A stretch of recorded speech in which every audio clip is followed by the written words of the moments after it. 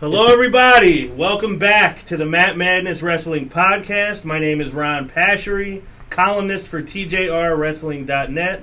Here once again with my good friends, Alo, Aaron Lloyd, and Eric Trembicki, also known as Ek2Fly. Welcome back. It's good to see you. Thank you. How you been? Oh, man, I've missed you guys. Yeah, same here. Same here, man. Where's Joey Rods? I don't know. I don't know when we'll see him Is again. he still in Mexico? Is he in Mexico? Who knows? He's getting married soon, right?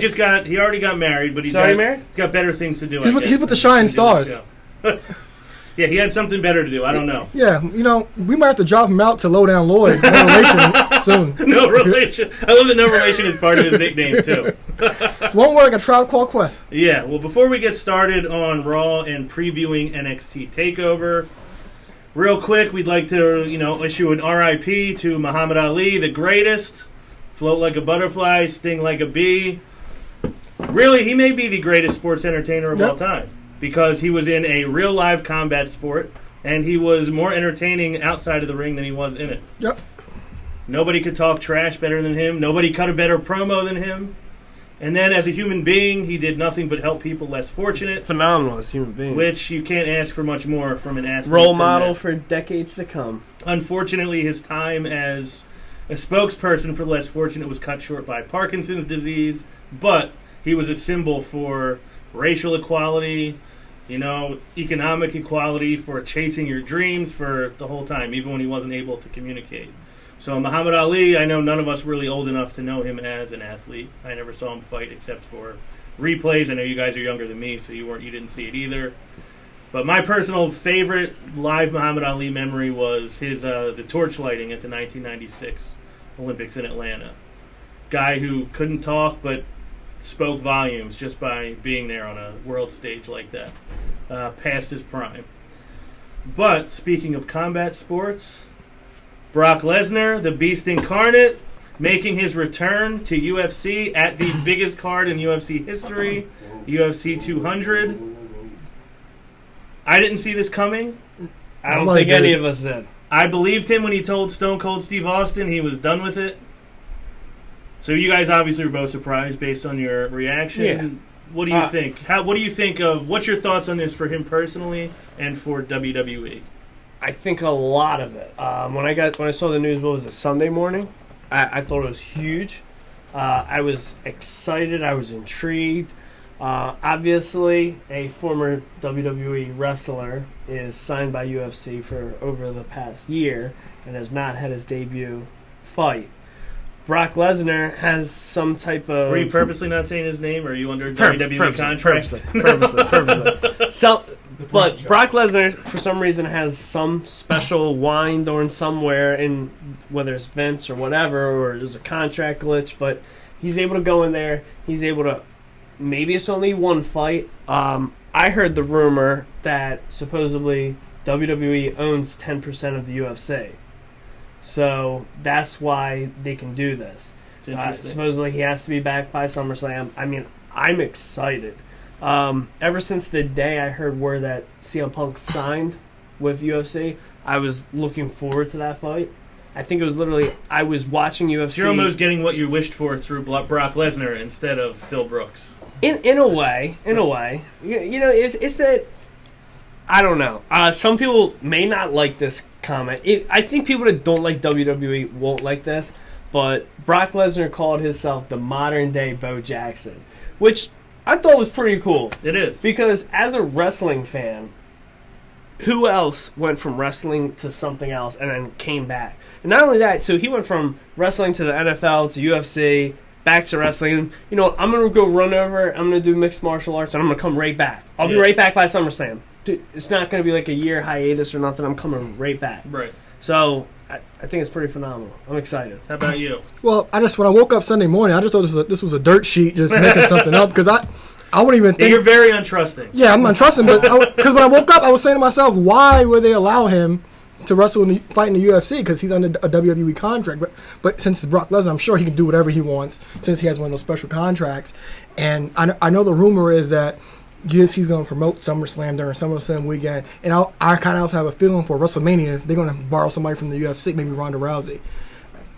that makes sense because I wouldn't understand why they would allow him to fight, not just beat him, but actually fight. Right. And Phil Brooks will be fighting at UFC 202, which I think is SummerSlam weekend, and they're gonna use UFC 202 to promote SummerSlam. I saw that was rumored that he would be fighting in August, but you saw that. With Punk? Punk is on the card for 202. For 202, Not just that. What are the odds? So what I heard, again, with this whole WWE owns 10%, so what I heard is WWE is sponsoring UFC 202. Yeah, there has to be something going on. Because I didn't even think Vince and Dana White even liked each other. Listen, because all the comments Dana White says about the WWE product. You don't think those are just works? Can be. Taz thinks Ronda Rousey losing was a work. He does. I totally forgot about that. My thought on this is, one, Brock Lesnar really is the one guy who could even try to attempt something like this. There's not many other dudes who can be out of this sport for 4 years and then go in and be in a fist fight with a professional fighter. I think what that is, he's portrayed like that on WWE TV too, still. As a beast from the UFC. Right. So this kind of is getting to another point I wanted to make. I like Brock Lesnar. I enjoy him. I think he's fun to watch. I think he's great for WWE. You both know that I was really soured on the whole Dean Ambrose Brock Lesnar WrestleMania match. Well, we all were. Yeah, I thought, why don't you use Brock Lesnar to elevate Dean Ambrose, who's going to be there all year round? And then years to come. Yeah, and I start to not like the whole guy who's not really there that often being protected more than the guys who are there. Well, but something like this happens, and you're like, oh, wait, this is why they treat Brock Lesnar the way they do. Yeah. Because he could wake up one day and say, you know what, I want to go fight on the biggest fight card of all time. Yeah. And WWE can be like, okay, well, now we're going to be talked about. Our guy's going to be on SportsCenter with a live interview. Yeah, this was all over SportsCenter. I heard that SummerSlam is going to be advertised on the UFC 200 card. If he wins this fight, he's going to have now beaten a legitimate heavyweight fighter and then coming into SummerSlam. Yeah, because he is booked for SummerSlam. Yeah, it's... Supposedly it's not a guarantee he'll wrestle. Well, he's going to be there, and that's the point. He's going to be at UFC and then SummerSlam. Yeah, he single-handedly just probably tripled the amount of attention SummerSlam he crossed each show, basically. Yeah, he helped both companies. Yeah, that's how exactly. big he is. And that's more publicity for WWE with these high-end media outlets and ESPN. So, didn't want to talk too long about this, and I know neither of you are big MMA watchers. Is your feeling that he's going to win? So, or no? My feeling, I don't know. I actually, it was funny. I was at work today talking to some guys that I know that watch it more religiously. I remember when Brock was leaving WWE, I stopped watching. And I didn't know he was leaving at the time. I don't know if I was that young or I was just not watching that religiously. I didn't know he was leaving. All of a sudden, one of my friends tells me, hey, Brock's playing for the Vikings. And then it was a couple months later, he's going to UFC. I'm like, this guy can't make up his mind, but I'm not paying attention. Yeah. And I caught highlights of his UFC fights. Like, he would fight, and I would catch it, like, the next day. I never watched any of his fights live, which, in retrospect, ever since he came back in 2012, I regretted it. I was like, man. Well, like, I'm excited about this guy being back, but I never watched any of his fights. I wish I did. So this is something I'm looking forward to. So you're getting to right or wrong. Yeah, 100%. That's kind of more or less where I was going at with the whole CM Punk thing, or like how I was excited. Now, that's why I'm looking forward to this fight. As an avid, wrestling fan, whether there was a hiatus at one point, but, been a wrestling fan since a kid, I'm looking forward to seeing this. I hope, as a wrestling fan, I hope he wins. Just gut instinct. We all get like a feeling about something. Yeah. What's your feeling? He wins or loses? He wins. How about you? It's a work! I can't imagine. Well, he still trains the same way. So I do. Like I said, I don't know much about UFC. He said on ESPN he's training differently. Well, like I said, but he's still training. He's training already for it, and his style is still basically the UFC style. So I don't know much about the guy he's facing, but I wouldn't be shocked if he did win. But if imagine if he lost. And had it portrayed on WWE TV. So the guy he's fighting his record is sort of undersells how good the guy is. He's not in the best shape in the world. He's kind of a But heavier this guy's set had guy. more fights than Brock has. Yes. Yes. And he is a very heavy puncher. Now, Brock, he can knock anybody out. He catches you with one punch, fight's over. Brock has a 9-inch reach advantage. He's the bigger, stronger guy, and Brock is, world-class actual wrestler. So, really, Brock's game plan is just going to be get him on the ground and just pound him out. I would say, haven't seen Brock in a while. The last couple of fights Brock had, he was dealing with the diverticulitis. Not at 100% health. Did not look good at all. But I have a feeling he's going to win this fight. And I think that's going to be really great for WWE in the long run. Good. Speaking As marks, all three of us should want that. Exactly. Speaking of WWE, Raw last night, I'm going to stick with AJ in the club and Cena and the New Day. AJ got to finally come out and confront John Cena, tell him why he did what he did. Actually, before we even get to that, did you like AJ's match with Kofi on SmackDown? Did either of you watch it? I caught the end. I It did. was one of the best SmackDown matches of the year. It was good. It was a great finish, too. One of the best what matches? SmackDown. Oh. It was good. It was a very hectic finish, ended in the Styles Clash, and AJ gets the win. I liked that they actually put over Kofi's career accomplishments in the promo to start the show. Multiple-time Intercontinental Champ, multiple-time U.S. Champ, multiple-time Tag Team Champ, the longest holding Tag Team Champion in the history of WWE. Not yet. Oh, he's not yet? No. Oh, I thought he said that he was. Maybe they said he was getting close to it then. They're closing on London and Kendrick. Oh, not them. Why are they Kofi going to get to himself it? has held a tag team title longer than anyone else, any other one individual in the company. Oh, that might be Yeah. true. So I like How does that. that make sense? He's just held a tag team title more than anyone else. It's just a Like way if you to accumulate it? Yeah. yeah, over all of his reigns combined are more than anyone else. Stupid. But Cena comes out, talks about the excitement of that moment, which you didn't get to talk about it last week. How great was that? AJ and Cena in the ring together. It was pretty cool. I like. You could tell both of them loved it too. They loved it, and I didn't see the heel turn coming, which I loved. There's some nerdy guy I work with, not nerdy. I'm just hating on him. I'm hating on him because he said he knew it, and he's the only person. DirtSheet.com, Halo, Aaron Lloyd didn't even say he's seen it coming, and if he didn't see it coming, nobody saw it coming. Exactly. I buried the dirt sheets every week for you. If Aaron didn't see it coming, if my boy Ice Tray ever watches this, Ice Tray, I still don't believe you saw this coming. It crossed my mind when he reached out for the handshake because that's usually how it happens. And then once they shook hands, I was like, okay.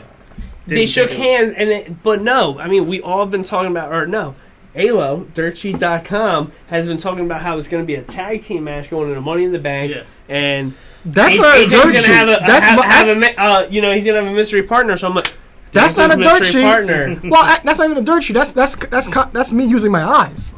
Yeah. Well, Cena asks, why, AJ, did you take the easy way out? You could have had a WrestleMania quality match, but you took the easy way out. AJ comes out with the club. He says, a great promo. Yeah, awesome promo. That made Both Raw. Guys. It was if Raw went off after that, I've been fine. Because Raw was terrible. Oh, that was a main event quality segment. Yeah. They talk about WrestleMania quality matches. Yeah. That was a main event quality. Yeah, because Raw was horrible. And it's the most you've gotten to see AJ be somebody. Yeah, promo he was hasn't real gotten good. to talk that much. That was a great character for him. You know, the reason... there was a comment I thought you were going to make as soon as I brought this up. I thought you were going to say that WWE writers watched our show. They did. Because AJ says, I needed to be with these guys because I know what happens when people wrestle you. People like me wrestle you. bury people like me. Yeah, people like me get buried by people like you. You fight John Cena, and then the shovel comes out, and they end up buried. Ron, when I tell you, I marked the hell out when I heard that. Joey Rod's actually texted Yes, he me, did. too. Oh, was that a group? Did he wrote me on my Facebook wall. Okay. I marked out. I was like, yes! He watched the show! Yeah, they brought up the shovel. But I liked that it was, again, like when I mentioned the Charlotte promo a couple weeks ago, I said it was Attitude Era-like in that they took something real life and used it, turned the dial up on it and used it on the show. That's like real life stuff that people talk about. You know, what was the first thing you said when they turned on AJ? You said you shed a tear when they turned on Cena. You said you shed a tear for AJ. R.I.P. AJ, because he's going to get buried. So they acknowledged it. Yeah. Then Cena comes back, well, this is the same stuff everybody's been saying about me for years. And then, obviously, the Club and the New Day have a match. It actually was the Xavier Woods show for a hot minute to start that match before he broke a rib. Is that legit? Yeah, I think so. He tweeted. He tweeted, I might have broken. I haven't. WWE.com hasn't said, I'm sure, but yeah, Xavier was doing his thing. But I assumed if it was a work, he would have stayed on ringside or whatever. I assume that's why he was out. But I thought that this match was actually kind of cool too. It was a different New Day match. Mm-hmm. They didn't have Xavier outside. They were outnumbered, and I liked that Kofi was like pissed when the match started. He came out like intense, fired up. It was not just Kofi high flying. Loved the spot he did to escape the corner. When he hit Gallows and Anderson, he snuck out underneath and then kind of like showed off a little bit that he got away. What did you think of the tag match? Well, the match was good. It was highly entertaining from top to finish, whether it was the brawl before the bell rang, whether it was the content in the match, whether it was post-match. It was a good match. How about you? I love the aggression from the Club because this is what we've all been waiting for. Even before the match started, on the outside, the brawl before the match started, that Styles Clash on the outside was awesome. That was even before the match even started. AJ didn't even have his gear off yet. Yeah. And the fact that he took Woods out, it gave the match a whole new dynamic because the New Day is always the ones with the numbers game, right. And they didn't have that in this match. So it was a New Day going against the numbers game, and Gallows and Anderson they're polar opposites in the New Day. New Day is all happy, smiley. The Club isn't. So that gives it a whole new dynamic, and it forces the New Day to be more serious. Yeah, I thought it was a really good match. Thought it was actually a better main event than we've been getting on Raw the last couple weeks. I feel like they've almost flipped hour 2 and hour 3. Where like the middle hour is, which I don't like. I don't like it. I think it's almost disrespectful to the people that watch the show in its entirety, which WWE should want. Yeah. But they know their viewers, die down that last hour. Okay, cool. The viewers are going to die down. We're going to put the subpar main event for the show at the 11 o'clock hour. I agree with that. Cena comes out to make the save for the New Day when they're getting beaten down at the end. I was just waiting for it. That he was just going to clear out all 3 of them like it was nothing. AJ smartly sneaks out and then sneak attacks him. Then the New Day saves Cena. Do you enjoy? I mean, if ever we thought there was a chance the New Day were not true baby faces, there's no way around it now. Yeah, standing in the ring with Cena. How did you feel about that? Well, I was just shocked that Cena didn't insert himself in that match. That was new for me because John Cena always does stuff like that. But so were you expecting that, or I was expecting that because that's what technically happens. The New Day's outnumbered. They needed a partner, and Cena didn't come down. I'm glad it happened after the match and gave the Club the win to make the Club look strong. Like their number game is better than the New Day's numbers game. I like that the 2 matches from SmackDown to Raw were 2 different finishes. The SmackDown match against Kofi finished with a Styles Clash. This match ended with a phenomenal forearm. Yeah, which I like that they're giving him that versatility. If he's not going to use the Styles Clash all the time, at least they're letting the phenomenal forearm finish matches as long as it's not against Roman Reigns.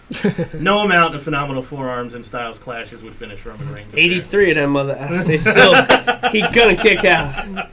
I have some comments about the promo. I thought the promo was fantastic. Mm-hmm. It's technically, I like how AJ said what everybody else says about him. All the in-ring technicians always say the same thing about Cena. Cena addressed it. Yeah, I heard this all before, this and that. It's kind of straddles what happened with Kevin Owens last year when AJ was saying stuff about my kid and this and that.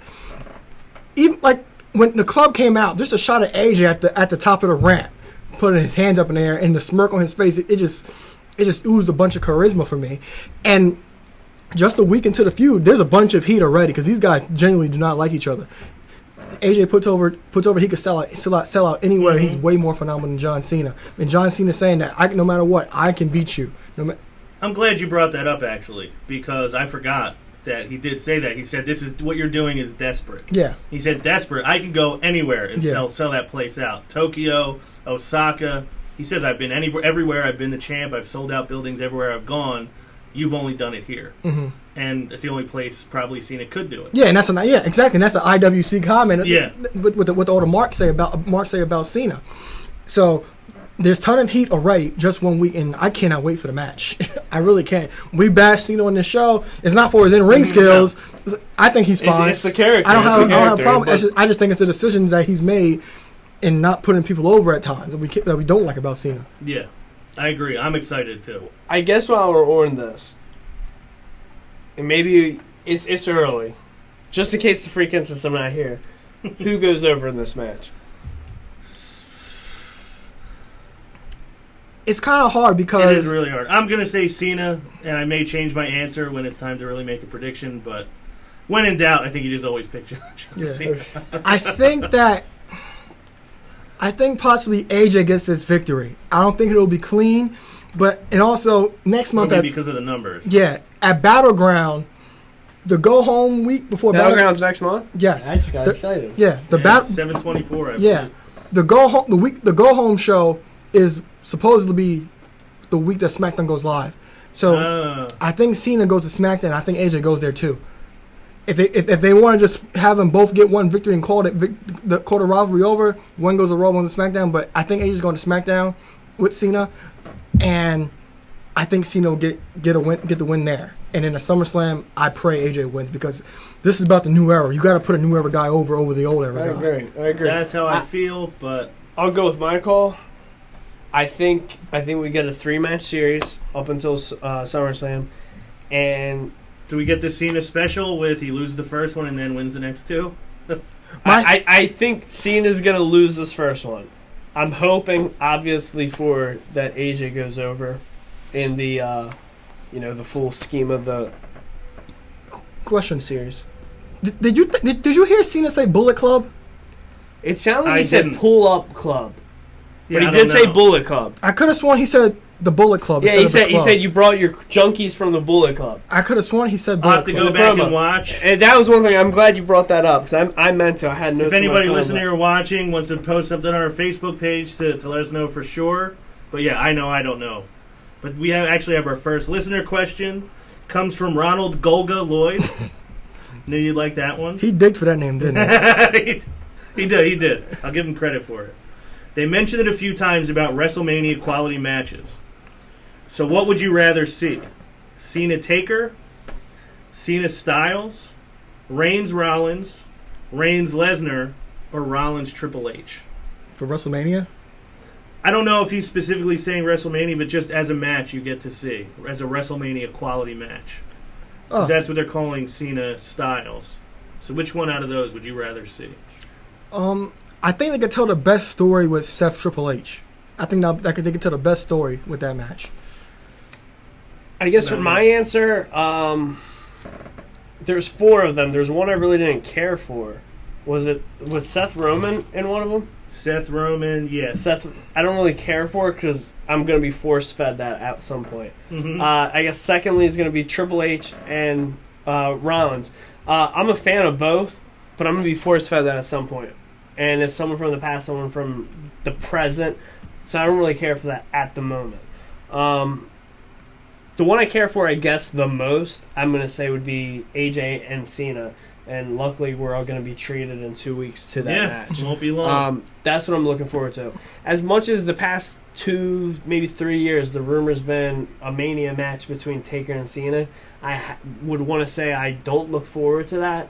You know what? Well, you want an Undertaker to be done after this one.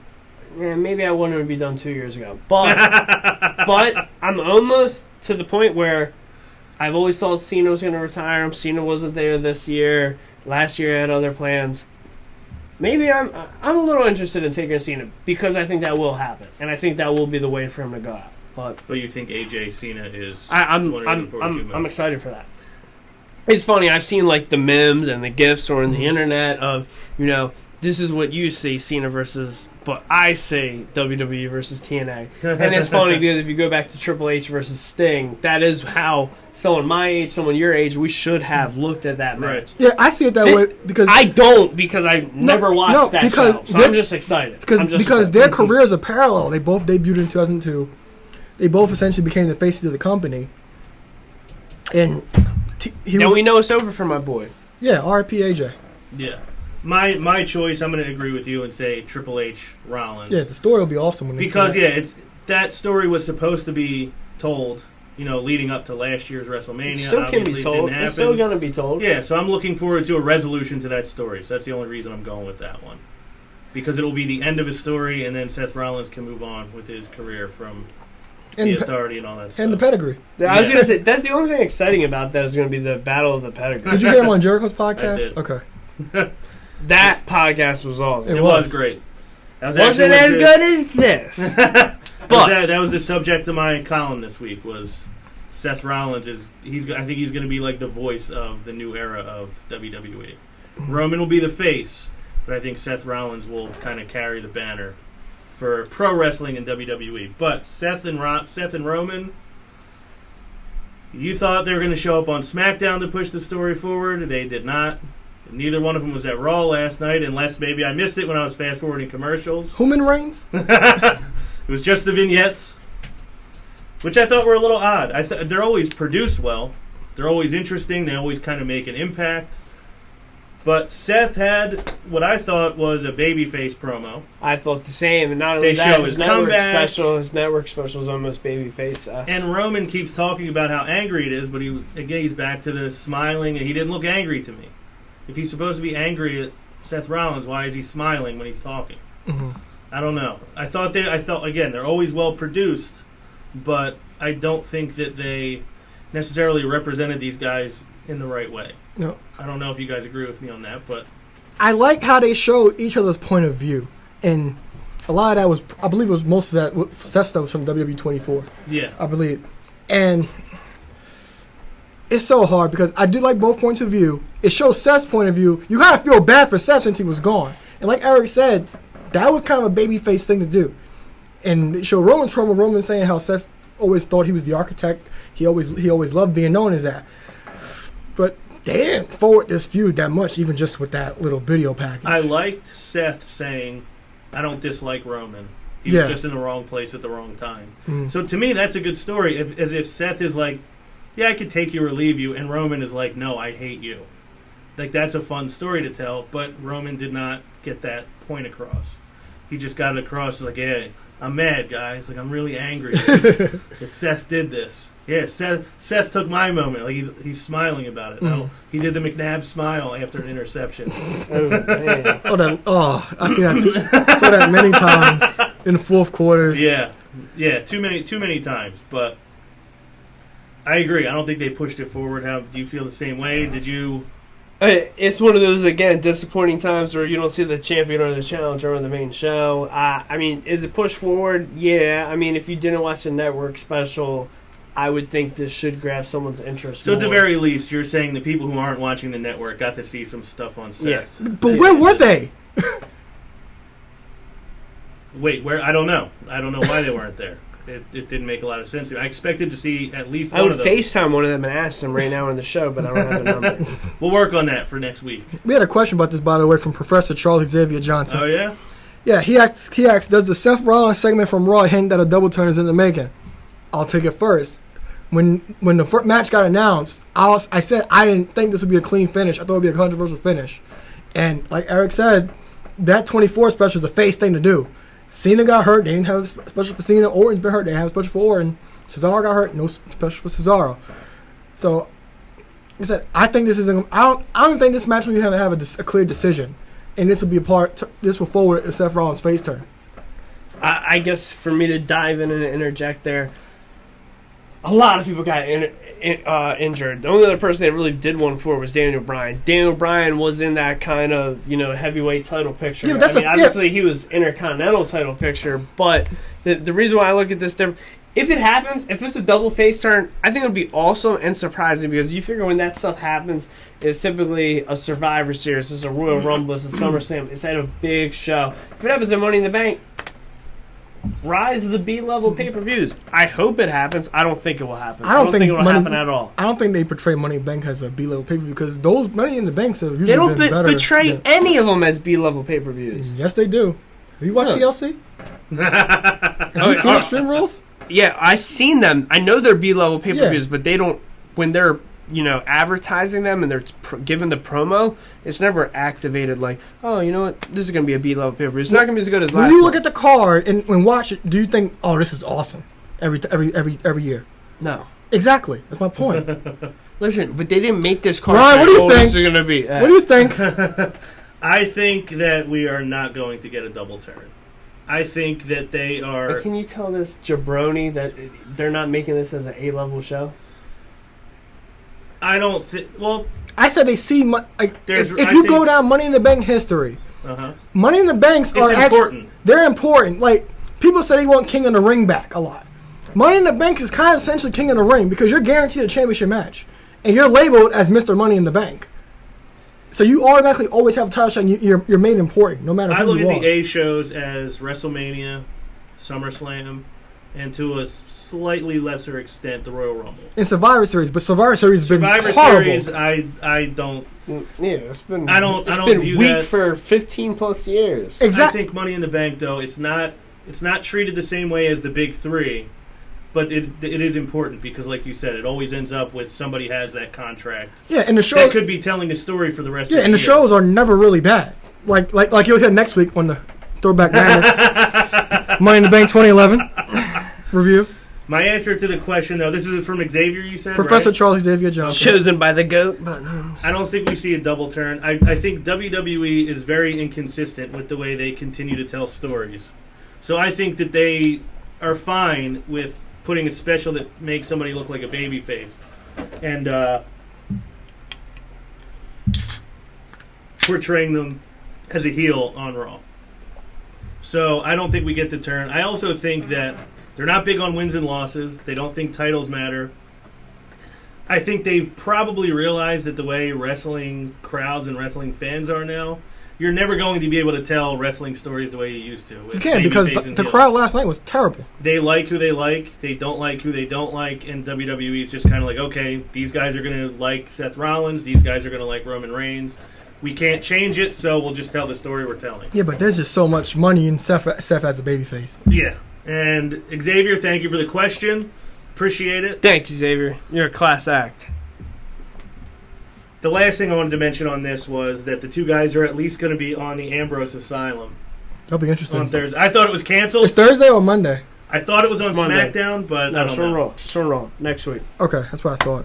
But yeah, okay. Either way, SmackDown is not must-see TV yet. Either way, I thought the Not yet. Ambrose That's on Asylum July was canceled. 19th. Or no, that's Father's Day.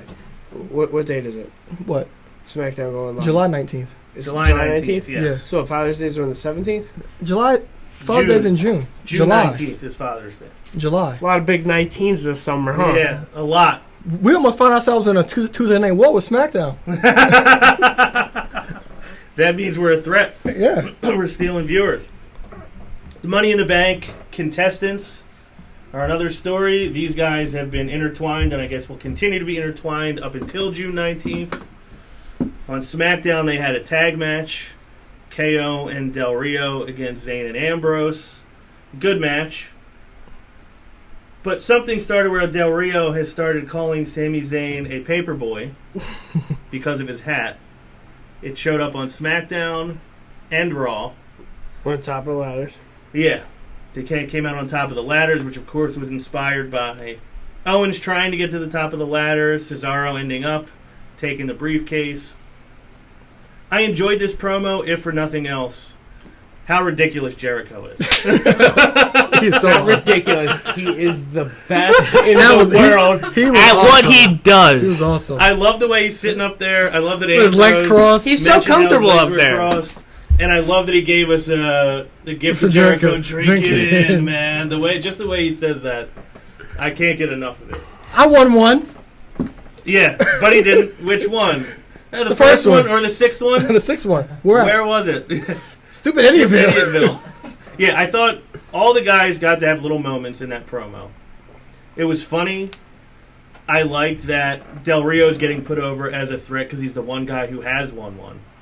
Jericho is just Jericho. And he won clean on Raw. Yeah, he which beat I Sami like. Zayn clean. Yeah, well, they all had matches against each other. Well, this is where your Uncle Tilo, Teddy Long, came back. Let me holler at you, brother. Holla, holla! How's Owens doing? We're gonna have. Y'all talk lately? Well, Uncle Tilo, he was hanging with Vince Russo because he made up the 6-pack Iron Man challenge. Yes, So he did.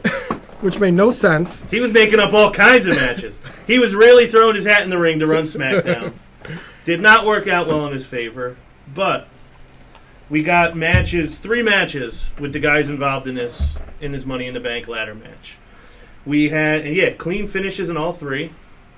I thought, kind of surprising finishes. Cesaro went over Jericho, won via sharpshooter. Shocking. Sammy lost to Del Rio with the double foot stomp, which is one of my least favorite finishers in WWE. And then Dean Ambrose won via dirty deeds over Kevin Owens. The thing I did like is finishers, you all right? Finishers actually finish the matches, which usually doesn't happen. Was it something I said? No.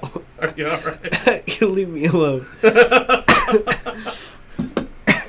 I'm Is Dennis? You got me crying in the background. They were all good Oh, matches. man. I liked that finishers actually finished all the matches. There wasn't a bunch of nonsense.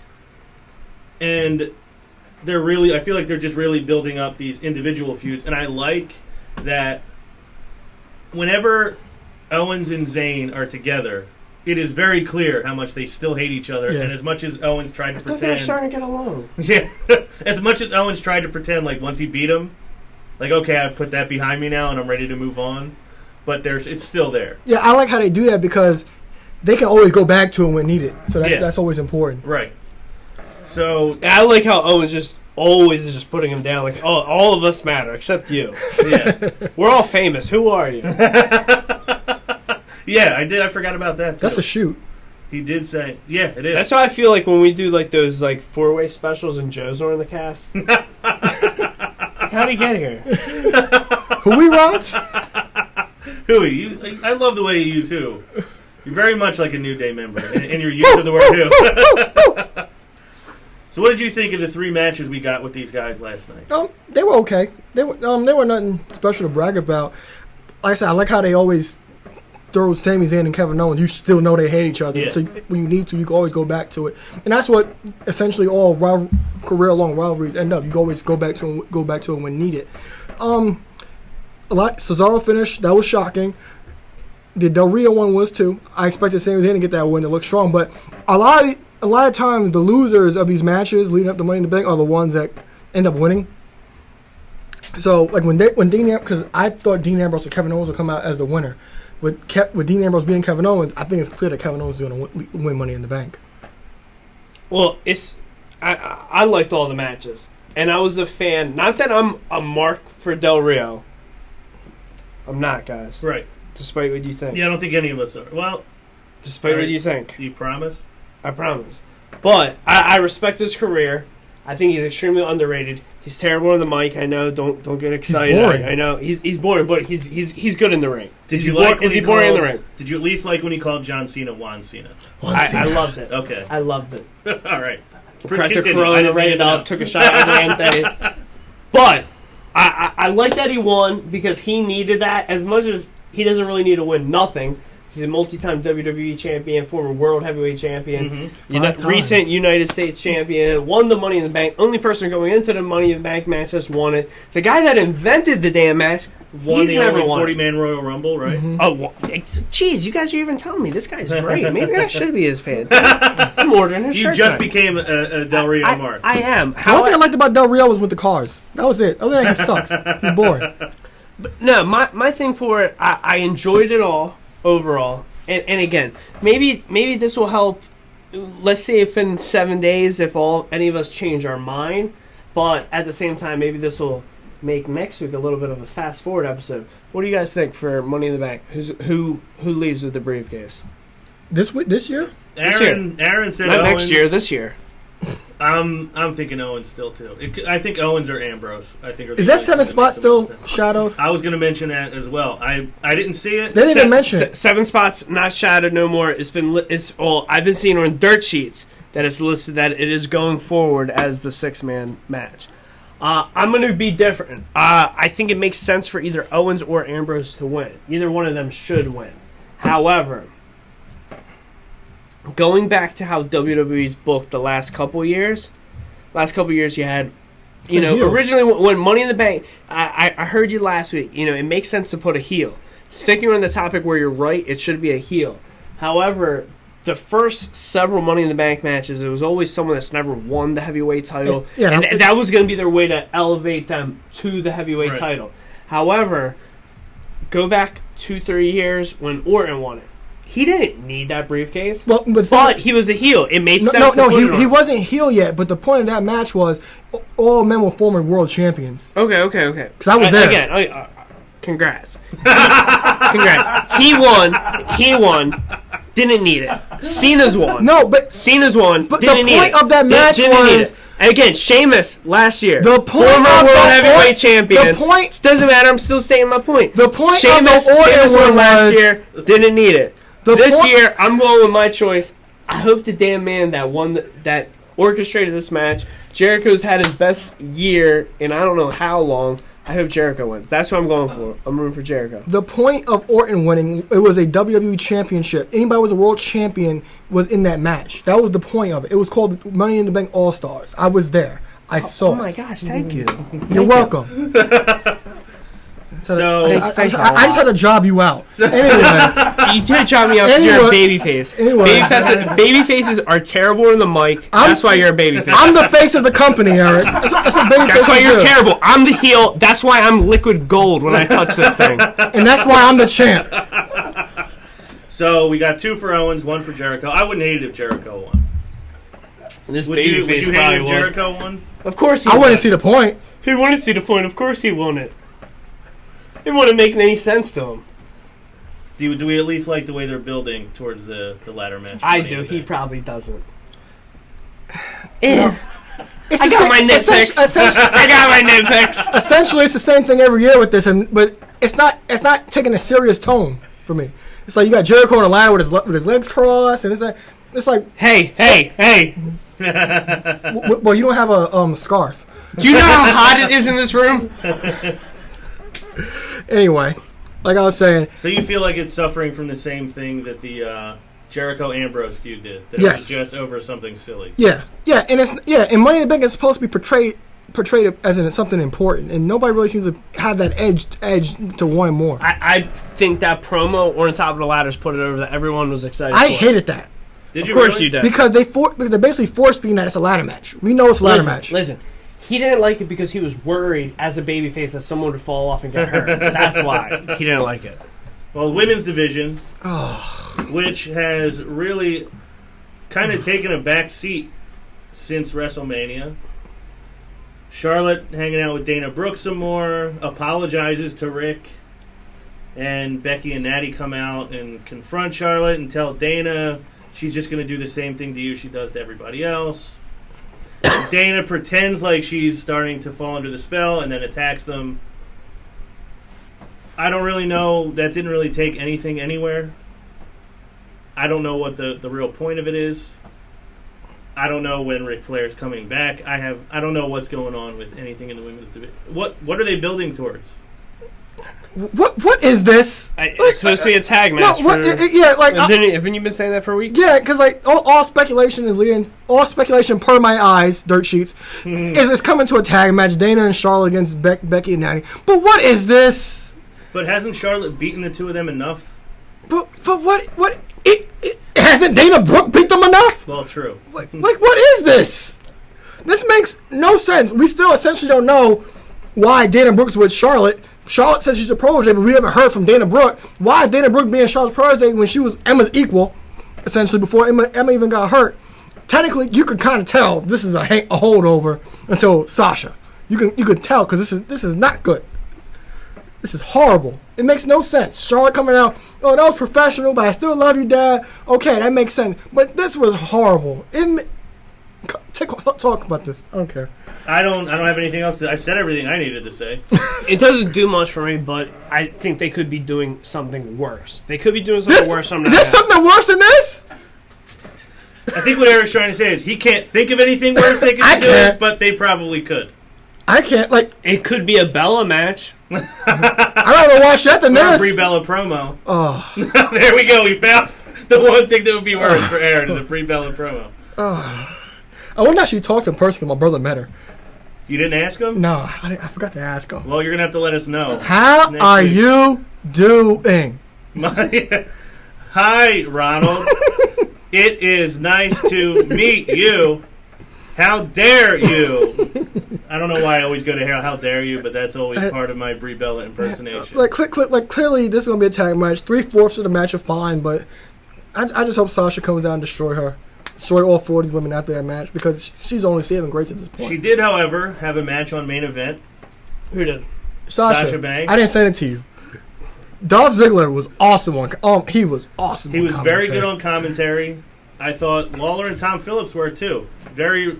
I think main event is almost worth watching. You've almost sold me on it. I'm doing my job. It I'm is the advocate of main event. You get the sense when you watch Raw that the atmosphere is like very tense. Mm-hmm. Like everything, we have to do this now, this now, this now, this now. Main event is it's like watching an older wrestling show. Yeah, because Vince doesn't care. Yeah, so it's more laid back. It's a little more fun, and they actually made a point to put over that this is the first time we've seen Sasha in a ring in a month. Yeah, and this is her big comeback. She cut a promo. Yeah, she cut a promo. They said she made a statement tonight. Of course, we didn't see her on any of the main shows yet. For a reason. This is clearly a holdover, no doubt, because this is terrible. Summer Rae is very Brie Bella-esque on the mic, by the way. She is. She is not the best. Yes.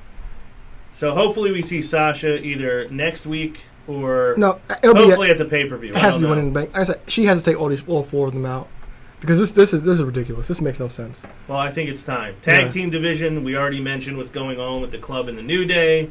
Obviously, a very heated rivalry building up. Uncle T-Lo, he bringing it up. T-Lo. He's raising a fatal 4-way tag team match. Fatal 4-way. For the tag team titles. Stephanie sent him, told him to get the step in. And she came up with a decent idea. Yeah, all on her own. Very exciting idea for the Fatal 4-way. It is obviously the tag team champs, the New Day. Anderson with or without Gallows. Xavier Woods. Yes, Anderson and Gallows, Enzo and Cass, and the Vaudevillains. Be a fun match. Mm-hmm. Be something we haven't seen yet. This is where I kind of felt bad for Teddy Long. Because I feel like they just brought him back just to make a fool out of him. I liked it. No, it's not even that, because I think they're going to bring back former general managers leading up. So you think this is going to be a running thing? Leading up to the draft. I would love, if I saw Eric Bischoff and Heyman come in, no Laurinaitis, but I'm sure we'll see Laurinaitis. But I think that would be good. I would think it would only be SmackDown ones. So I'm just being overly sensitive. No, but did Stephanie say she was going to be in charge of SmackDown? She did. She said she is, and not Shane. Okay, so maybe we'll see some Raw guys. Like it was Bischoff or Laurinaitis for the most part. No, well, I mean, they could bring Vicky. They could bring Paul. Paul didn't run Raw. He ran SmackDown. They should only focus on SmackDown. No, but Stephanie said she was running SmackDown. Yeah, she said that because Shane wasn't there. Well, anyway, any former general manager... They bring a ball back at that point. Yeah, any former general manager... Because we don't know who's going to call Raw. Yeah, technically, calling Raw right now, according to Vince, is both his kids. So you don't really need someone to say, hey, I'm going to run Raw. Yeah, but if they just had segments with former general managers like they did with Teddy Long... It would be good. That'd be awesome. Entertaining. Oh. Just the cosign with how great that would be. Imagine if next week Eric Bischoff's there. Oh man, Las Vegas, isn't that where the pay-per-view's gonna be? Yeah. What if Eric Bischoff was there with the old spin the wheel? I would freak out. Man, that would be nice. That'd be a perfect time to bring the European title back. It's some HLA. I was gonna say, you think they'd have William Regal there for that? It's some HLA. He's busy working on bigger and better things. Alo, what did you think of the Enzo and Cass Vaudevillains match? Them trying to recreate the concussion spot. It was a good heat for the Vaudevillains. But when Cass snapped, I thought he was going to turn on Enzo. Did you really? What? Just like, I understood that it was because they tried to take out his boy, his best friend or whatever. But I got scared because that aggression that Cass did show, I was like, they might split these guys up after that. That's kind of I was thinking that because I didn't think he was necessarily going to turn right there, but I thought because maybe he that snapped, was the, and the we never start. see him snap like that. So I kind of like they're showing a more aggressive cast. So You baby faces are just silly this week. no, so they Cass shows so much aggression. I was like, all right, this might be where they try to split them up. He's obviously got a big singles career ahead of him, but they got a tag title reign before that. You're telling me they're never going to touch the tag titles in NXT, then they're going to come to the main roster and never touch the tag titles. It depends. No, but it depends. It's terrible. It depends what they do with the tag teams. We Yeah, be good for the still know very little about this brand split. We don't know much about it yet. Would you really be surprised if they if Vince just said, "Oh, we're going to fast track this kid"? Yeah. Well, got a good look. You know, it is funny, just because you brought that up, I really hope, on a side note, and it would be really different than what they did 14 years ago. I think when they do the draft, and I don't care if it's like a separate category, if it's a tag team or a faction where it's almost like the club or it's the New Day, 3 people, 2 people, whatever it is, that's the whole draft pick. It should be that way. Well, no splitting them up. Well, originally when they drafted, the NWO was one unit, and the They tag, were the only ones. yeah, and Billy and and the Chuck tag because they were titles, tag champs. Yeah. I hope they don't split anybody up. I just think it doesn't make much sense. It doesn't make sense now. Tag teams were like dying then, and right now They they're weren't dying then. Vince just decided to kill them all. That was his call. And the dirt sheet's already saying, "Oh, they might split up Enzo and Cass." Duh, the brand split. That makes no sense. Stupid. Duh, use your eyes. Do you think so? Would you like to see them split up either the Golden Truth or Breezango in the brand split? Brazango, so Tyler Breeze could be awesome. Yeah, only reason I would like them to split that up because it reminds me of 2011 when I started watching wrestling again, and it was like, excuse my French, holy shit, you guys can't put a tag team together and come up with a decent name to save your life. Yeah. What was it? Kofi Kingston and Evan Bourne. Air Boom. Air Boom. They did a multi-purpose, multi-question. What are you going to name our tag? Here, fans. Pick our tag team Well, name. at that point, the tag team division was terrible because Yeah. the air like Kingston and Evan Bourne, they were used to kind of revitalize the tag division, and then your in-laws Primo Epico beat them. Your in-laws. Primo You think Epico. that's funny? I do think it's kind of funny. Primo Epico beat know- him because Evan Bourne failed a drug test. You loved it last week. I see his friend. Because Primo Epico, because Evan Bourne failed a drug test, so they went into the live event, and then they had I did. You're right. and then they had Truth and I apologize. Kofi win the titles back, but they tried to redo the tag division back then. Wait, Truth and Kofi were tag champs? I Yeah, forgot that. He was a tag champ with Punk too. I remember. Oh, I don't remember. I wasn't watching, but I know that. Mhm. I don't remember Truth winning the tag title. Did either of you watch all of SmackDown I last didn't. week? I didn't. I'm a sinner. Did either of you see the Golden That's going to Truth change. segment? That's going to No. change next month. So they came out and obviously did the R-Truth, Golden Truth theme song, Uh-huh. and they had words with a little. Really? It was karaoke. I thought they were going to do it last night, but they didn't.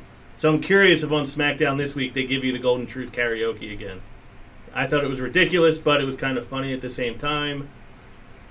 Breezango, so you think that you would like to see them split up? Yeah, let Tyler Breeze be awesome. U.S. title? What about What do you Fandango? like Is he to ever call going to dance again? Is he ever going to be Who? worth anything? Who? And I'm almost greedy. I'm sorry. I don't know if you were segueing there. Those beyond season vets, Golden Truth, that almost makes sense. Merge their names. Breezango, terrible name. However, man, I would almost wish those 2 youngsters get a tag title run. Well, they portray it more seriously and like didn't mash up their music. I would agree. Listen, have them shaving each other's backs. When Fandango beat Jericho, the rumor on every dirt sheet at the time was he was going to be a future IC champion. Yeah, Jericho confirmed that. He was. That's future Intercontinental champion. That's future Intercontinental champion. He beat the person that's won the Intercontinental Championship more than anyone. That's him all day, all day. Tyler Breeze, in my opinion, shouldn't have came up without winning the NXT title. He should have won it. He was there longer than almost anybody. He was there for a while, yeah. He was there for a long time. And then you got these guys come up. Tyler Breeze hasn't found a shovel to dig out the European Championship, so that's not coming up.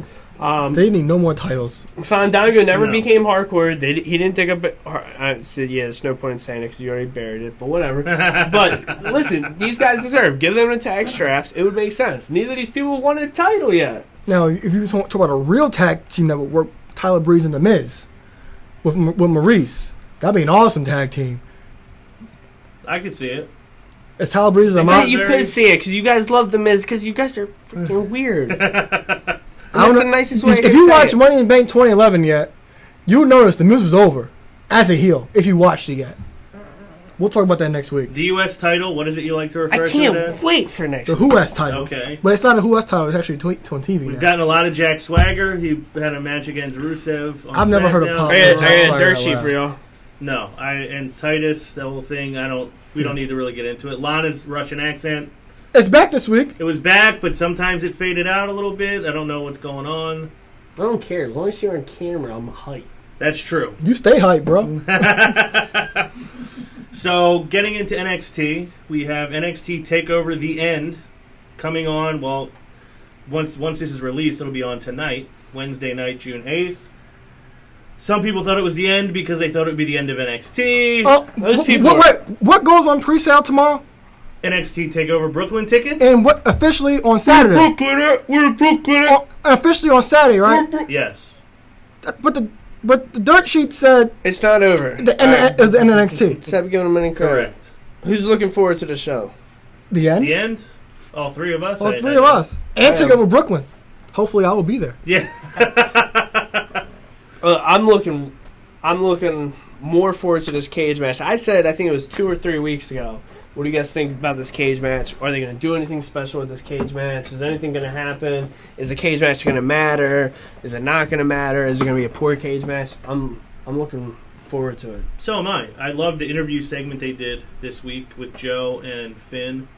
I just like how disgusted Joe is. It wasn't even just like mean, angry. It was he's just disgusted with Finn. And I love when a heel actually has a point. Yeah. Because they don't usually. Mm-hmm. But when they do, it almost makes you kind of question. Like the whole idea of Finn not just granting him a title shot after they won the Dusty Classic, like they said. It ended up being the Battle Royal. And someone had to win the Battle Royal to get that title shot, and of course Joe didn't win. Mm-hmm. Then he just kept talking about the hoops that Finn made him jump through to get title shots. I loved that promo from Samoa Joe. Finn, I think he's come like a pretty long way in his promo skills since he started. I always have a tough time with the accent, like Sheamus. Like that accent is just, it's tough for me to relate to for whatever reason. And I love that they went into their history together. They've had this history for 10 years, and Finn said, I was at your wedding. What happened to that friend that I used to know? Mm-hmm. So I think that this thing's going on for 7 months. I think this is a great closeout for this feud. I don't know that we're going to see anything especially crazy, but I think just that it's the first cage match. I hope so. It's the first cage match. Not to cut you off. Mm-hmm. I recently purchased a Best of NXT Matches Volume 1. And the cool thing is, over there, they have Bo Dallas and Neville. That was the ladder match, right? Yeah. First ever ladder match. And then what? There's TakeOver been a second one, right? There's been a Kevin second Owens one. and Finn Balor. Yeah, Owens Brooklyn and Balor Lancaster. had another one. It was a good match.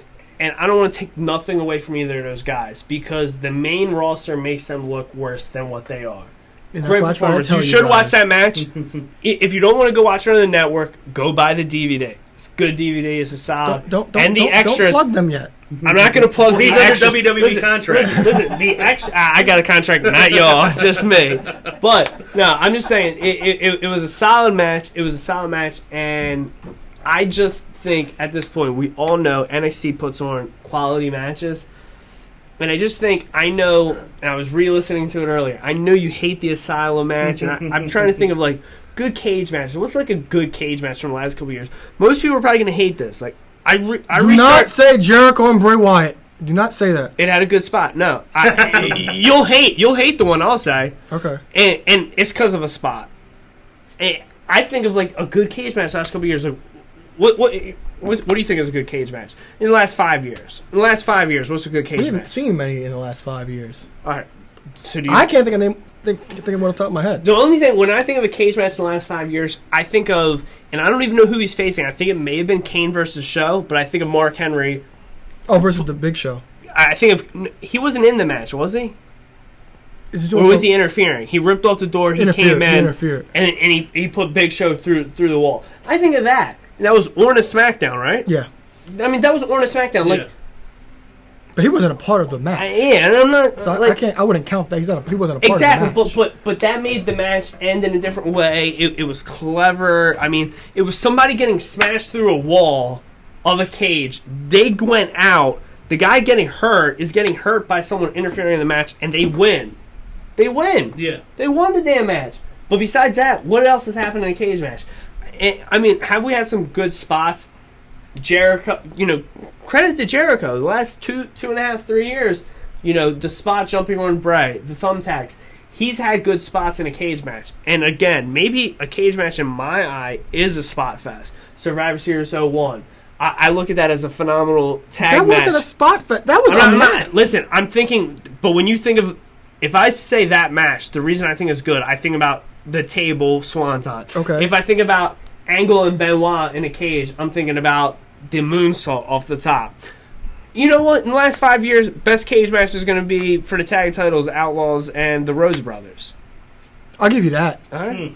I forgot about that one. So that's why I'm just thinking NXT is going to take it to the next level. Wait, because they do things properly and don't overbook it. Exactly. That's what I'm saying. It's going to be a good show. I'm excited for tomorrow as a wrestling fan. Yeah, and same thing with back to that Neville and Bo Dallas match. You kept destroying Neville. I was like, Neville's awesome. Neville could do everything. He could. If they show the promo leading up to that match, he could talk. I've been saying that since the show started. He has every ability to be important in WWE. Yeah. So, who do you think wins the cage match? Joe. The reason being, my explanation. I don't want to say NXT hasn't booked him properly. If I factor in his age, factor in all his previous achievements, he won the title on a live event that wasn't on the network. So no one really got to see him win. I mean, don't get me wrong. Rollins, Big E, when they won the title, it wasn't on the network.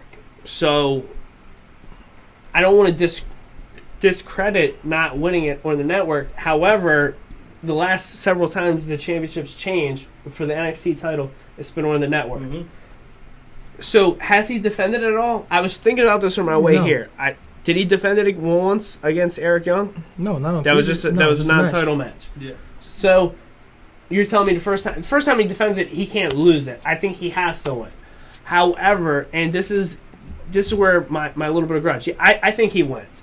I do think, and this is just me venting, I think at some point, whether it's the women's title, whether it's the NXT tag title, or whether it's the NXT championship, I think at some point it's going to mean something when one of these guys go and win it for a second time. It hasn't happened for any title yet. It'll be a big deal when somebody does. I agree with that wholeheartedly. It's a good point.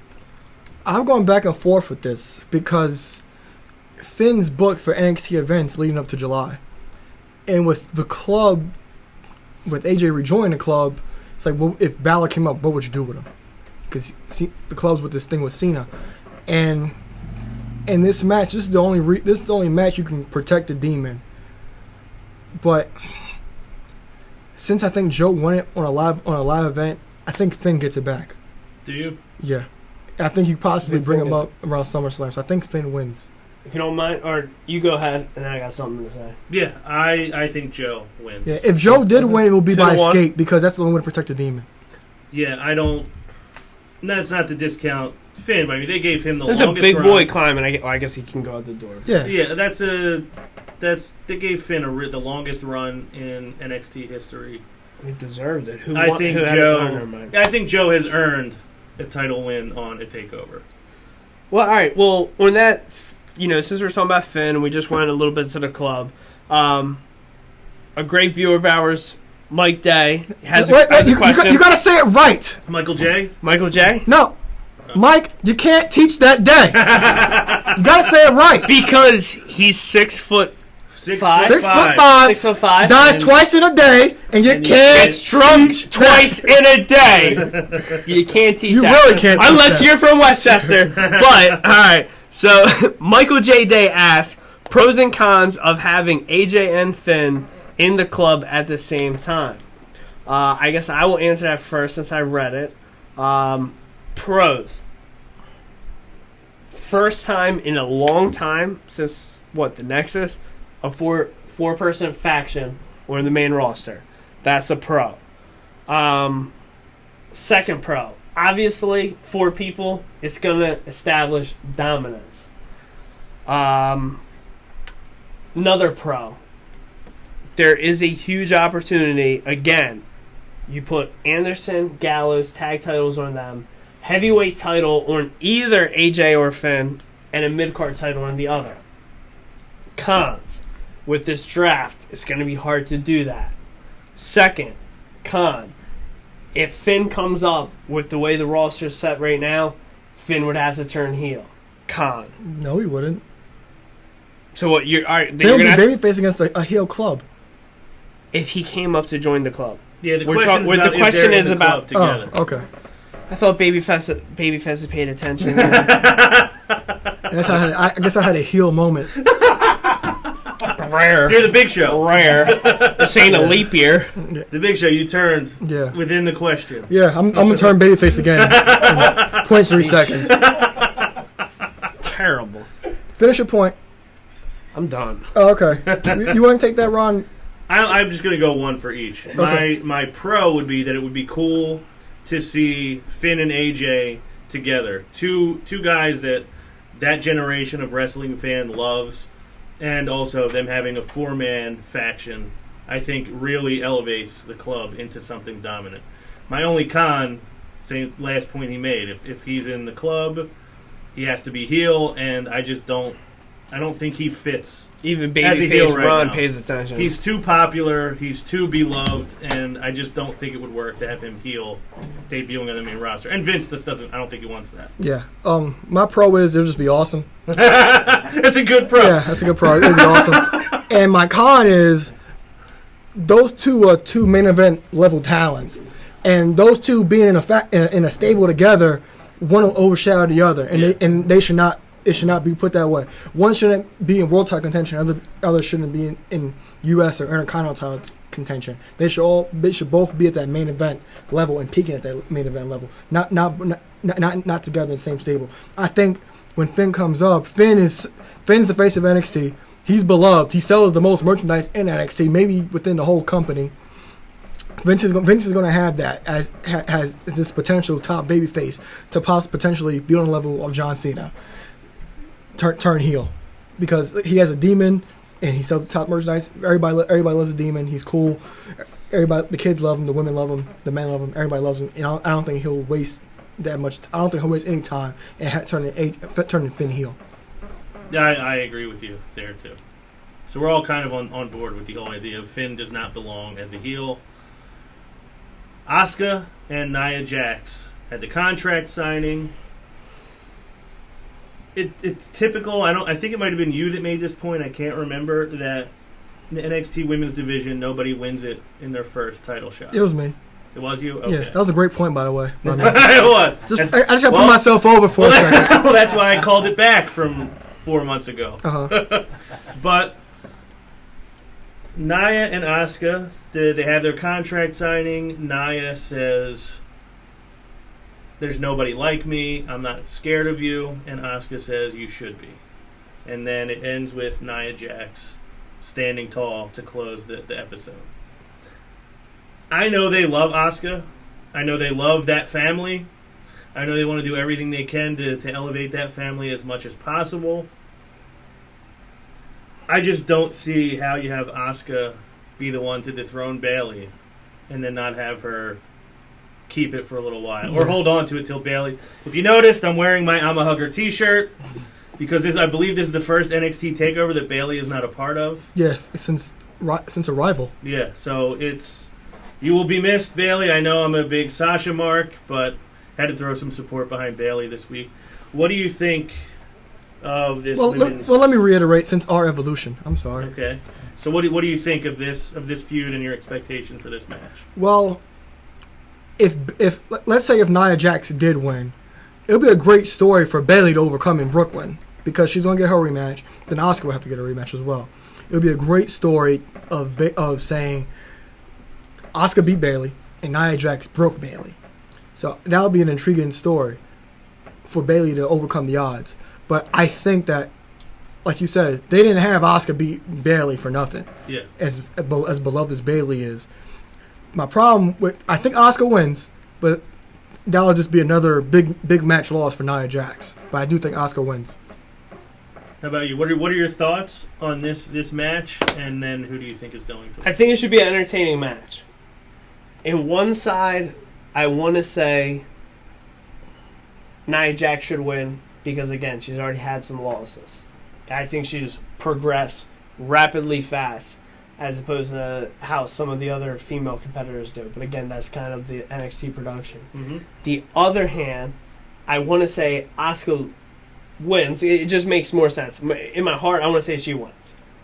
But at the same time, I want to say she loses just because Alo pointed out the women's champion never, Well, Asuka did. Or their first time competing for a title. Asuka was the first one to do that. Okay, good. All right, never mind. Then I can take that back. Asuka retains. I just wanted to disagree with him, to be completely honest.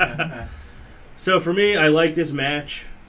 I think it'll be fun. I think it's a battle of two different styles, and I like that Asuka has been portrayed as so dominant, and the other women being so afraid of her. Like, what was it? They had the battle royal for number one contendership, and when she walked out there, everybody was terrified. Yeah.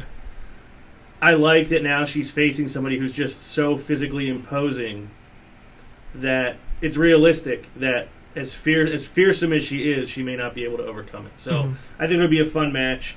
I'm excited to see it. Yeah, but how awesome would a triple threat with Bayley, Asuka, Well, and that would Nia be Jax great be? too. I would That was my point. That. Yeah. That'd be an awesome match. Aries and Nakamura. Shinsuke is asked what does he think is going to happen in their match. He says he thinks that Austin Aries will bow to the King of Strong Style. Austin Aries, who beat, I believe, Ty Dillinger. This week? Elias Sampson. Elias Sampson, that's right. He says that in the end, the spotlight will be on Austin Aries right where it should be. Before we get into anything else about this, Austin Aries, I still have not gotten my apology for stealing my nickname of the Perfect 20. There's only one. He's me. You may be the greatest man who ever lived, but I am the Perfect 20. I will come on here every week and demand an apology until you give it to me. So, before your match at TakeOver the End tomorrow, I expect you to retract your use of that nickname. So, that being said, I think it'll be a fun match. I think it should be a great match. I, unlike my counterpart, Alo, don't know much about this Austin Aries guy. I've seen... Other than that he stole my nickname. That's the part where I hate him. I know minimal of him that I've seen on YouTube. Disrespecting the network from stealing your nickname. And I'm looking forward to the chance of him having one of the best matches of the year because I already know from what Shinsuke and Zayn did a few months ago. You put Shinsuke in a match, you put someone else, you're going to be in luck for an effing great match. I agree. I think Shinsuke wins. I just can't wait to get a heel Austin Aries. Heel Austin Aries is awesome. You'll like heel Austin Aries because he'll kind of remind you of Punk. Well, like I said, the whole idea of I just want someone to remind me of me. The whole idea of the greatest man who ever lived lends itself to a heel character, not somebody. Kind of sounds like me. I kind of like that nickname. Well, then maybe you will be a fan. Maybe you should steal his nickname, and then maybe I'll get my apology. I'm coming for your nickname, Austin. The next time you're on the show, I think you have to. I'll start by calling you the greatest man who ever lived in Westchester. Well, believe me, no one great ever lived in Delaware. I'm from Brooklyn, you stupid idiot. Prove it. I'm going to go with Shinsuke Nakamura. You said Shinsuke as well. Shinsuke. You said Shinsuke, so that's 3-0. The Revival lost to your boy Johnny Wrestling and Tommaso Ciampa. Do you think that they beat American Alpha? No chance. What do you think? Do you think that this is a match worth watching? Think it'll be a fun match? I think it'll be fun. Oh, you like, gotta it's watch always, those shows. anything American Alpha is fun. It's always so sick. But I know you don't like these guys. No, I'm watching for American Alpha. Okay. They're fine in the ring. They're just boring. Like they cut that promo on NXT. It was horrible. It was bad. How about you? American Alpha American or the Alpha Revival? retains. I'm going to say the same as well. American Alpha. I see no reason to give your hottest tag team the titles just to have them lose them. Yeah, and especially if they just lost. And the Revival's not going to be the first people on NXT to have a second title reign. Correct. Yeah, you're right. There's no reason for them to have that. The That last honor, match- hell no. Yeah, the last match on the NXT You definitely won't see me TakeOver. next week if that happens. Final match on the card is Ty Dillinger, the Perfect 10, against Andrade Cien Almas. Yep. Do you know anything about him? No 'Cause I don't. relation. No relation to. Well, you're Actual greater than flag. the Perfect 10. I am. That's true. No, you're related I to No Way said Jose. no relation. All right. That's your boy. No Way Jose. That's your wedding planner. Anyway, I haven't seen much of. I've heard of Almas, and I'm not sure if he's in a cruiserweight tournament or not. But I've heard good things about him. But this is essentially what Ty. Well, it looks like he's unmasking. Yeah, he's a mask. Yeah, he's a luchador. But this is what Ty Dillinger does best. Jobs for the new guys. So this would be. He's the new Tyler Breeze. Yes. So this is Andrade will win this match. I think that's obvious. How about you? The debuting Mexican luchador or I'm looking forward to it. I'm assuming, obviously, we get the job out by the veteran, but I'm looking forward to the match. same here? Just to get I will some go fresh taste. Almas as well. So before we get out of here, do we have any more listener questions? I got one. Oh, you Okay. I'll lead it off. Which one is best for business of the WWE, Seth or Roman? This question is coming from Fazil Hadi Rahimi from Pakistan. Fazil, thank you for the question. I'm going to go with... do. Time out. Did you steal my job? You don't have a job. Answer the question. All right, Ek2 Fly. Who do you think is best for business, Roman or Seth as WWE? Is that as WWE champion? Yes, I'm sorry. I guess I cut off his question. Is best for WWE? I'm sorry. Best for WWE as the champion. I'm going to go with Seth. Obviously, he didn't lose the title. He needs this reign to rebuild himself. Some people have some negative things to say about his reign, about how many non-title matches he lost. However, the negative here is if they give him in my opinion, they give him the belt right now. Reigns already won the title 3 times. He's not over yet. So, if the belt goes back to Rollins, He's over. Reigns doesn't need the belt until he's ever over. He's over. Listen, he's about as over as you are. He gets a reaction. Alo gets a reaction. So who's best for business as WWE champ, Seth or Roman? Seth. Because Seth, the internet, the IWC, they love him. They cheer for him all the time. The casual fan will love him because, and then also you have your plain regular fan who just kind of believes what you tell them to. They'll love him. And you already know the fans, they want to cheer him, but they insist on keeping this guy heel. They have a 24 special on him, which is a babyface thing to do.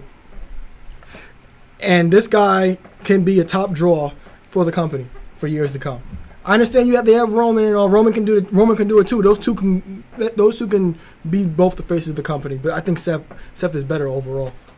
So I prefer Seth, and that's who I hope has it. But to me, the fact that they've invested as much as they have in Roman, that they will just not change their mind on what they want to do with him.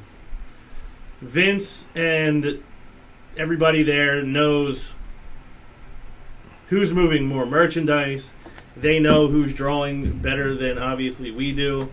I have to assume that the reason why Seth has been stuffed down the proverbial throats of wrestling fans is because he's best for business. Yeah.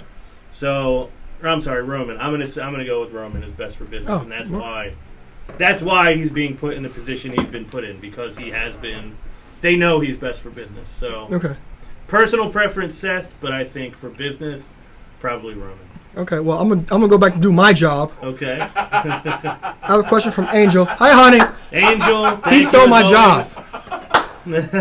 All right, Angel, I'm sure your living room is clean as hell right now. Yes, it is.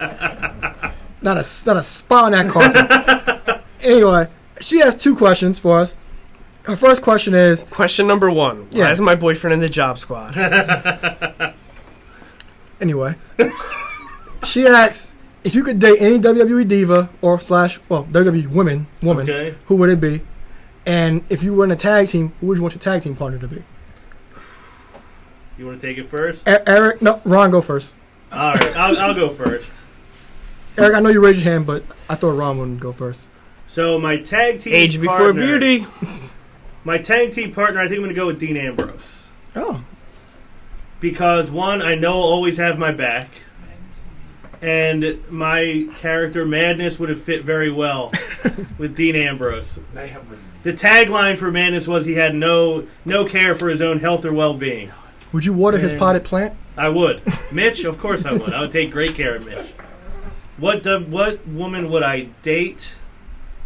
It's kind of between 2, but I'm just going to go with Sasha because that's what everybody expects me to say.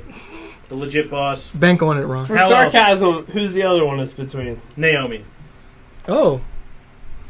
You like all that tail, don't you? I do. All right. Very well. Hey, I'm a nice I'll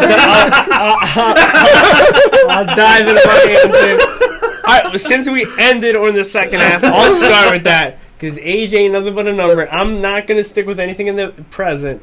Trish Stratus, she would clearly be my whatever. I knew that's where you were going. Yeah. You love Ain't her. nothing gonna change. I still love you, girl. I'm here. You can find me on Matt.madness_podcast Instagram page. You just find me. We can link up. I don't care if you got a kid. I got a kid too. All right, but my tag team partner, I had a bunch of different ideas. One, I'm short, so it would be smart to do like Enzo or Sean did and go with someone that's really tall, like Diesel or Big Cass. What I'm going to do is I'm going to be different because I'm the runt of the litter.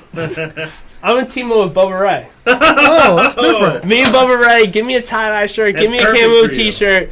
Bubba's won the WWE tag title with Spike. Devon's only won it with Bubba. Put me with Bubba. Tag titles coming home to Westchester. Bubba Ray, I'll get the tables. I'll do it. I'm a little sad because I always thought I was your Bubba Ray, but Hey, you clearly left me for less green pastures. The power trip is better than the tag team from Stupid Idiotville. Yeah, you guys are like the power trip of what? Of the ratings, bro. The worst ratings of all time. The highest ratings. Anyway, which one do you want to start with? I'll start with my tag team partner. My tag team partner will be... You may not even If want he to says answer the Devon, other I'm one. jumping. If he says Devon, I'm jumping. My tag team partner would be one of my family members, Apollo Crews. Okay. So he could be the personality that he doesn't have. Exactly. He could bask in the gift of Alo. He could drink it all in. Drink it in, man. If he wasn't already buried, he just went downhill. Drink it in. And are you allowed to answer the other question? She said I was. Okay. Was it a test? No. It's gonna be someone from Total Right. Divas. I I'll bet wouldn't care. Millie. No, they're too high maintenance for me.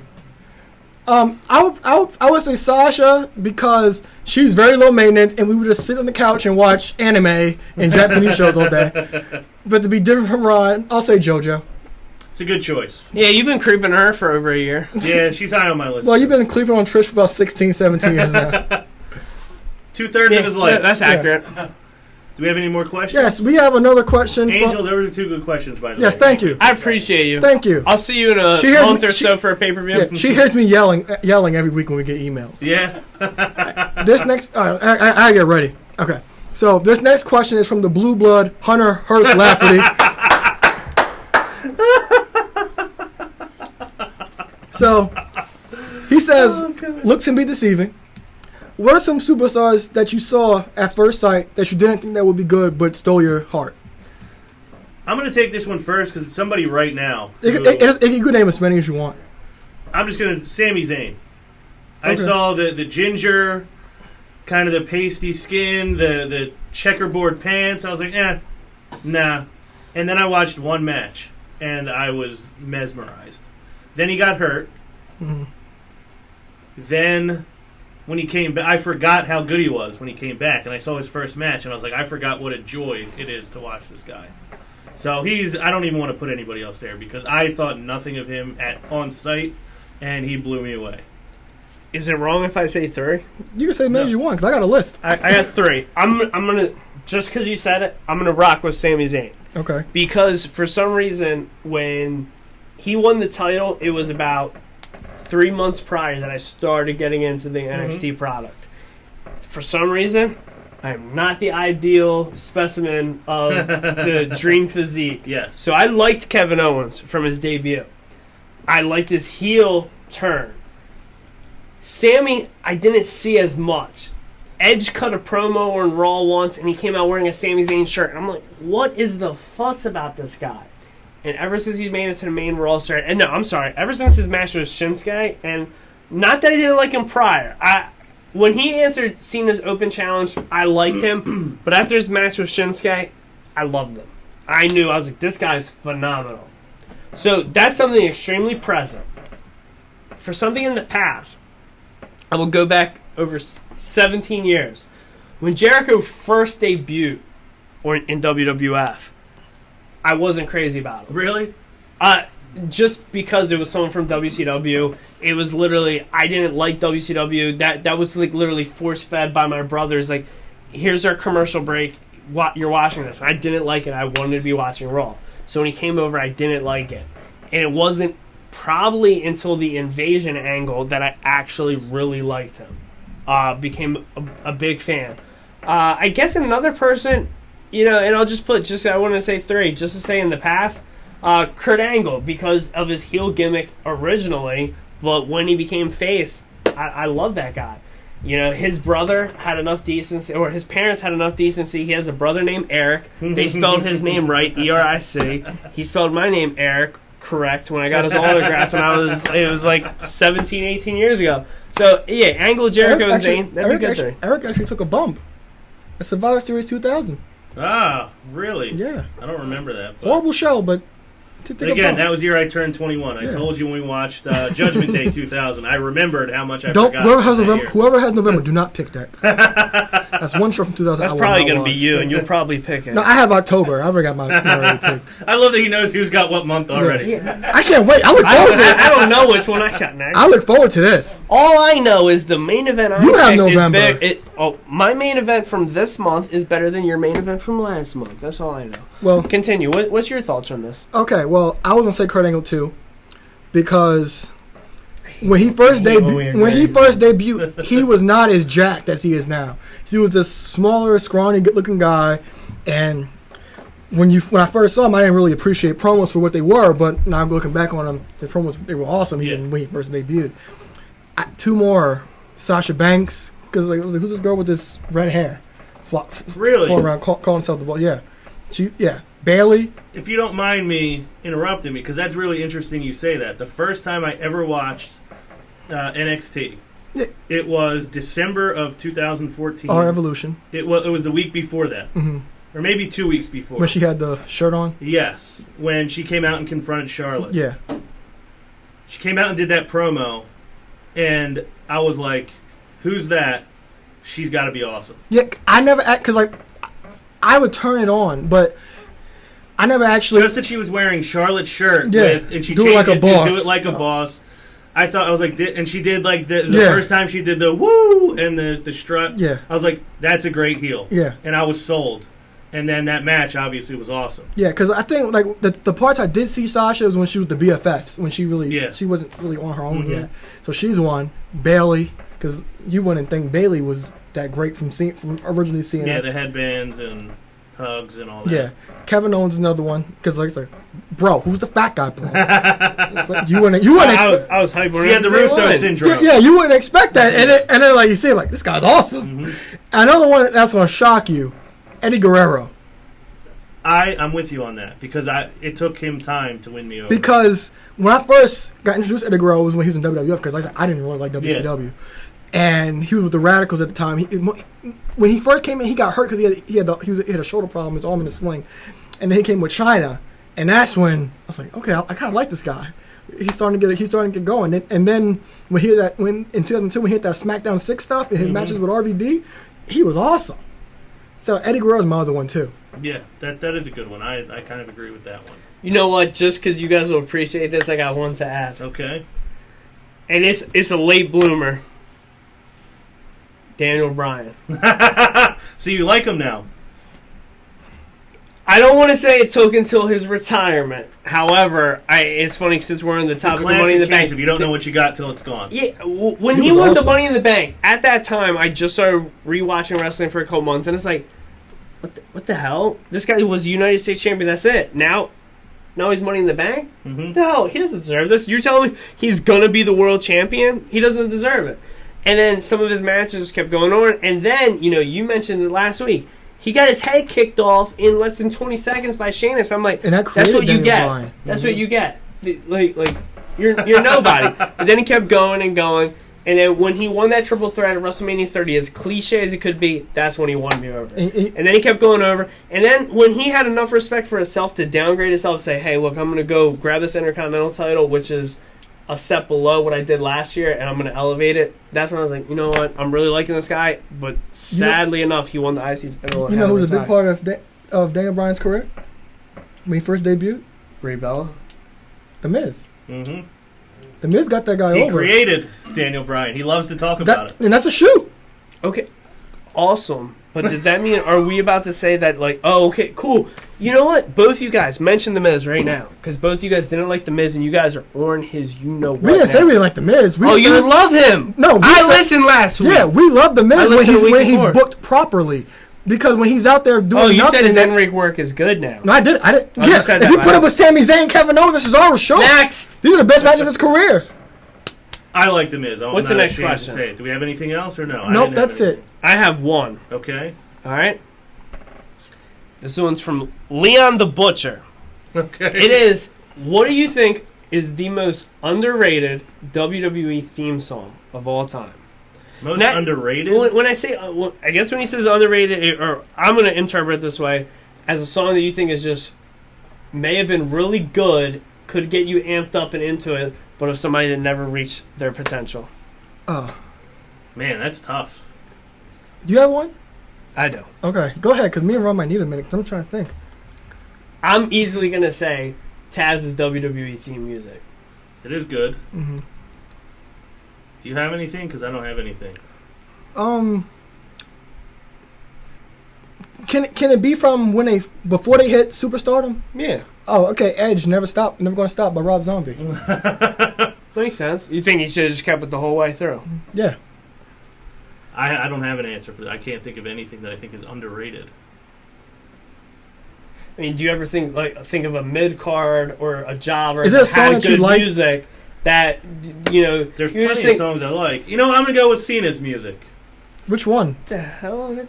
Well, because guys like us hate Cena. Well, and we hate him. Thanks rapping. for listening to the Matt Madness Wrestling Podcast. Yes, I am Eric Trevicki, Eric Two Fly.